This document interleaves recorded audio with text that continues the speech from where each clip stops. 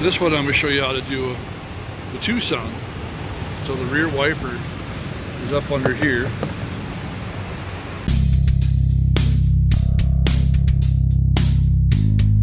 So you're not just going to change it like that. So we're going to put it in the service mode.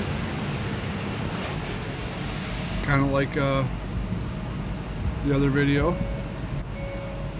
So the car's running, I have it on and running. And then we're going to turn it off. Then we're going to push this lever up and hold it. The wipers come up. The rear wipers out. So it does all the wipers. See the rear wipers out.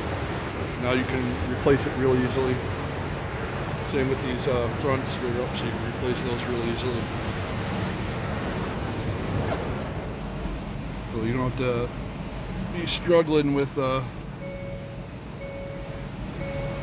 just tap it and then go back down once you turn the car on.